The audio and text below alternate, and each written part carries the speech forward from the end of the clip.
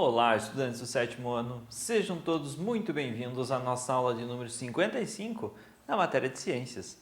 Sou o professor Celso e hoje nós vamos dar continuidade com o nosso assunto da semana passada. Nós vamos falar sobre o ar, parte 2. Na aula de hoje nós vamos destacar a importância do gás carbônico e do gás nitrogênio para a vida na Terra. A vida no caso, todos os seres vivos. Então, para a existência da vida, nós precisamos do gás carbônico e do gás nitrogênio. Vamos também comentar sobre o ciclo do gás carbônico e do gás nitrogênio na natureza. Então, eles passam por um processo de renovação, tanto o gás carbônico quanto o gás nitrogênio. E esse ciclo, essa renovação, é importante para a manutenção da vida no planeta Terra. Se um desses dois gases acabasse, a vida não poderia existir da forma como nós a conhecemos hoje, certo? Então, os ciclos do gás carbônico e do nitrogênio são muito importantes. E os objetivos específicos da nossa aula de hoje? Conhecer a importância dos gases que compõem a atmosfera para a manutenção dos seres vivos. Então, nós vamos conhecer os gases que compõem a atmosfera. Já falamos na nossa aula passada sobre o gás oxigênio. Na aula de hoje, vamos falar sobre gás carbônico e nitrogênio. São os três gases principais. Existem outros? Com certeza. Muitos outros. Mas esses são os que estão em maior quantidade, têm um impacto maior na vida dos seres vivos, na vida no planeta Terra. Vamos tentar entender que os gases carbono e nitrogênio existentes na atmosfera estão constantemente em ciclos de consumo e renovação. Um exemplo bem simples, as plantas consomem gás carbônico para fazer a fotossíntese. Já conversamos sobre isso várias e várias vezes. Elas consomem esse gás carbônico, liberam oxigênio e acabou o carbono? Elas estão retirando esse gás carbônico da atmosfera e não vão repor ele? Não, elas fazem uma respiração celular, enfim, isso faz parte do ciclo do gás carbônico. Ele vai ser consumido da atmosfera, mas ele também vai ser reposto por outros organismos ou outros meios. Mas ele faz parte de um ciclo. Consumo e renovação, tá certo? Antes da gente começar a falar sobre esse assunto, bem especificadamente, preciso que vocês tenham em mãos o caderno e o penal de vocês, façam anotações, curiosidades, conceitos, definições que a gente vai ver na nossa aula de hoje.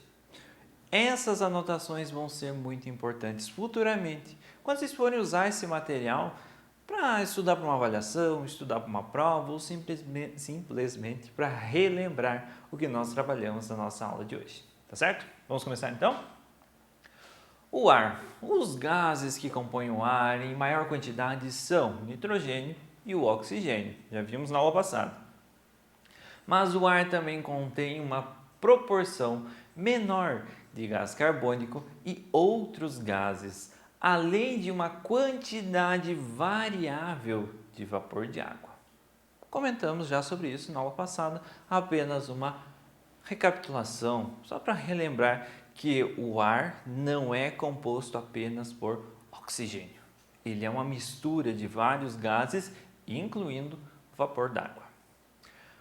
Mas o foco da nossa aula é o gás carbônico e o gás nitrogênio. Então vamos apanhar agora apenas o gás carbônico. O gás carbônico é encontrado naturalmente na atmosfera e faz parte do ciclo da natureza conhecido como ciclo do carbono. Então, nesse ciclo do carbono, nós temos a combustão de uma matéria orgânica, um pedaço de madeira, por exemplo, uma lenha, vai liberar gás carbônico para a atmosfera. Nós temos a respiração dos seres vivos, vai liberar gás carbônico para a atmosfera. Temos a decomposição de matéria orgânica por fungos e bactérias, por exemplo, liberar gás carbônico na atmosfera. Tá, só está liberando gás carbônico para a atmosfera? As plantas utilizam esse gás carbônico liberado para produzir o seu alimento. elas vão utilizar, vão captar esse gás carbônico, produzir alimento e armazenar no corpo delas. Elas vão armazenar esse gás carbônico na forma de energia ali. Elas também vão realizar a respiração celular. E nesse processo de respiração celular, elas vão queimar essa energia que elas têm armazenada ali e liberar gás carbônico para a atmosfera. Isso é um ciclo. Consome gás carbônico, libera gás carbônico. Consome, libera. Faz parte de um ciclo. Um ciclo geralmente é fechado, não termina. Então, assim como um ser vivo está consumindo gás carbônico, outro está liberando. Uma parte do carbono na Terra está nos compostos minerais, como aqueles presentes nas carapaças de organismos com conchas.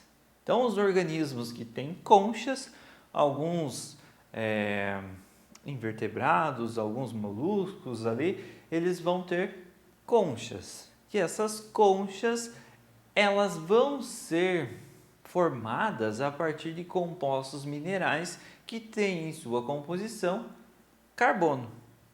Quando elas passarem por um processo de combustão, enfim, esse carbono pode ser liberado para a atmosfera novamente. Como a das ostras e dos caracóis, ou no esqueleto de crustáceos como caranguejos e os camarões. Então, esses seres vivos, ostras, caracóis, no esqueleto dos crustáceos, nós temos esses compostos minerais que têm em sua composição carbono, que podem ser liberados para a atmosfera depois novamente. No momento, eles foram retirados da atmosfera e fazem parte das conchas desses animais. Mas no futuro eles podem ser liberados novamente e fazer parte da atmosfera. Outra parte do gás carbônico se encontra ainda na forma dos depósitos orgânicos fósseis, como o carvão mineral, o petróleo e o gás natural. Essas reservas de carbono se originam de vegetais e de outros organismos que foram soterrados e durante centenas de milhões de anos estiveram sujeitos a grandes pressões das camadas de sedimentos. Essas formas de carbono voltam à atmosfera como gás carbônico, principalmente pela queima dos combustíveis fósseis. Então vamos supor que há milhões de anos atrás tinha uma floresta gigantesca. Ocorreu um deslizamento de terra de uma montanha próxima e soterrou toda essa floresta. Então ela ficou embaixo da terra, embaixo desses sedimentos. Com o passar dos anos, esse material soterrado foi aumentando a temperatura, lá foi aumentando a camada de sedimento sobre ele, aumentando a pressão e ele passou por uma transformação. Se transformou em carvão mineral, se transformou em petróleo ou em gás natural.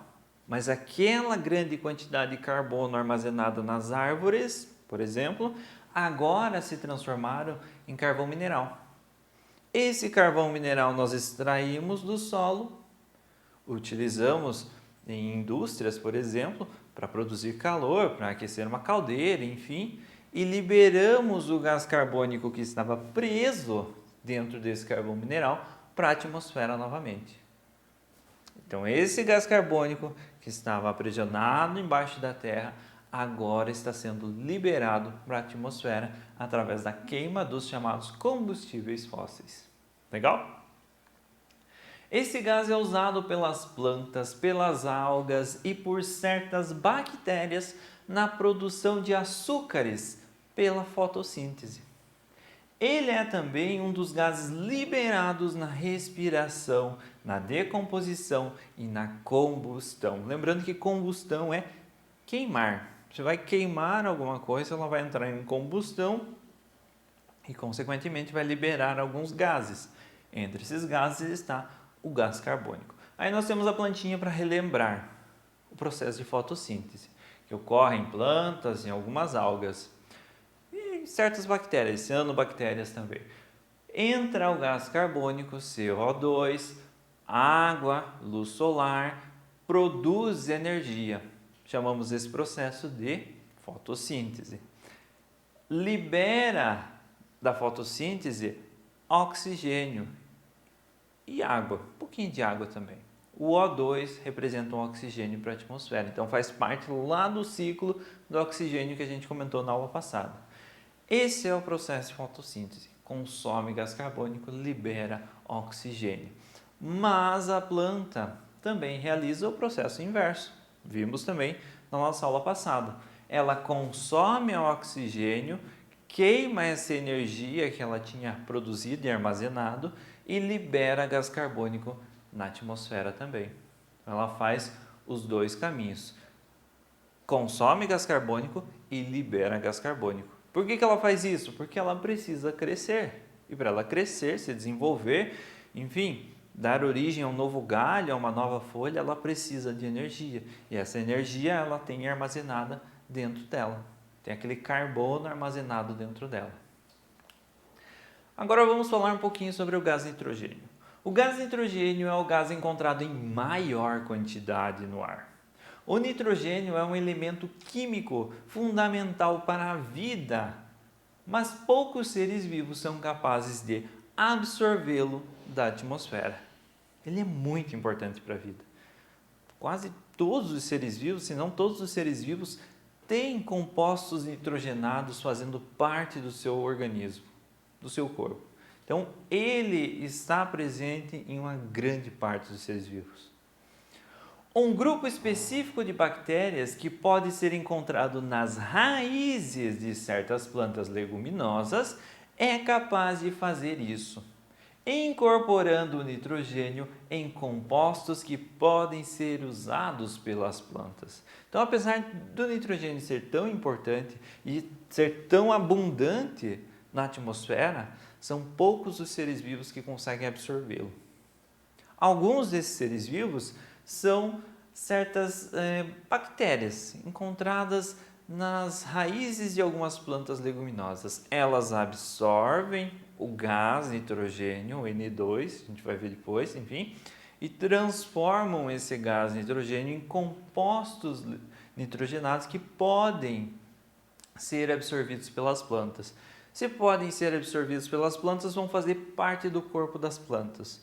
Outros animais ou outros seres vivos que vierem se alimentar dessa planta vão pegar esses compostos nitrogenados delas para fazer parte do corpo deles, e aí nós temos as cadeias e as teias alimentares que a gente já comentou anteriormente também. Esse processo é chamado de fixação do nitrogênio. Então, essas bactérias, elas são fixadoras de nitrogênio. Elas retiram da atmosfera o nitrogênio e fixam, colocam esse nitrogênio à disposição das plantas. A partir desses compostos nitrogenados, as plantas produzem proteínas e outras substâncias que formam os seus corpos. Então, o nitrogênio vai estar presente lá, compondo proteínas e outras substâncias, mas vai estar presente dentro do corpo dessas plantas. Posteriormente, essas substâncias são aproveitadas pelos animais que comem as plantas e então pelos outros seres vivos ao longo das cadeias alimentares. Então, dentro dessas bolinhas que nós temos na imagem ali, tem uma grande quantidade de bactérias fazendo a fixação do nitrogênio, retirando o nitrogênio do ar e fixando, entregando ele para as plantas, de maneira que elas podem aproveitar. Quando os animais e as plantas morrem, parte dessas substâncias que contém nitrogênio é transformada pela decomposição em substâncias mais simples, que são os compostos nitrogenados novamente, que podem novamente ser usados pelas plantas. Então, a decomposição de uma maçã, como nós temos aqui no exemplo, faz parte, ela tem o objetivo de transformar os compostos complexos, as ligações complexas, as substâncias complexas que formam aquela maçã, em compostos nitrogenados e outros compostos bem mais simples, os quais outras plantas que estão ao redor, ou outras plantas que estão ali ao redor, conseguem absorver e incorporar nelas. Por isso a decomposição é importante, gera fertilidade para o solo. Se jogar Um adubo, por exemplo, adubação orgânica, nada mais é do que restos de alimentos em estado de decomposição. Os organismos decompositores vão fazer esse processo de transformar substâncias complexas em substâncias mais simples que podem ser absorvidas pelas plantas que estão ali ao redor. A decomposição realizada por bactérias e fungos é um processo muito importante para o meio ambiente. É pela ação dos seres decompositores que os elementos químicos como o nitrogênio são reciclados na natureza. Então, para não depender apenas das bactérias fixadoras de nitrogênio, a natureza bolou essa outra estratégia. Os decompositores quebram essas substâncias complexas e liberam também compostos nitrogenados, mais simples, capazes de outras plantas absorverem. Outra parte das substâncias que contém nitrogênio é transformada em gás nitrogênio. Nem tudo é aproveitado. Parte é liberada na forma de gás nitrogênio por certas bactérias do solo e volta para a atmosfera. Desse modo, o nitrogênio é reciclado na natureza por meio do ciclo do nitrogênio. Então, o nitrogênio, assim como o gás carbônico, como o gás oxigênio, que a gente já falou, também pertence a um ciclo específico. E esse é o ciclo do nitrogênio. Nós temos o N2, nitrogênio, disponível na atmosfera, ele passa por um processo de fixação do nitrogênio, onde ele vai fazer parte das plantas ali, ele vai ser fixado no solo, algumas bactérias vão transformar esses compostos, tornando eles capazes de serem absorvidos pelas plantas, ou seja, as plantas vão conseguir absorver esses compostos nitrogenados. As plantas morreram, existem bactérias que vão fazer a decomposição desse material orgânico, decomposição desse nitrogênio, parte vai retornar para o solo e ser absorvida novamente pelas plantas, parte não vai retornar para o solo, parte vai ser liberada na forma de gás nitrogênio, através de um processo chamado de desnitrificação. O nitrogênio estava dentro de um organismo, agora ele foi desnitrificado e é liberado na forma de um gás, através da ação de bactérias decompositoras. Legal? Mas o que é importante a gente saber? Ciclos. A natureza é formada a partir de ciclos. Então nós temos ciclo do oxigênio. Tem seres vivos que estão consumindo oxigênio, mas tem outros que estão produzindo oxigênio. Tem seres vivos que estão consumindo gás carbônico, mas outros estão liberando o gás carbônico. Eles sempre se mantêm em equilíbrio. Igualmente acontece com o gás nitrogênio. Seres vivos consumindo esse gás nitrogênio da atmosfera e outros liberando. A natureza é formada a partir desses ciclos. Nós temos os ciclos da natureza, os vários ciclos, o ciclo da água é um exemplo também. Legal? Pessoal, essa foi a nossa aula então sobre o ar, oxigênio, nitrogênio e gás carbônico principalmente. Espero que vocês tenham gostado. Se ficou alguma dúvida, retoma o vídeo, assista ele novamente, faz as pausas necessárias para as anotações e nos vemos na nossa próxima aula.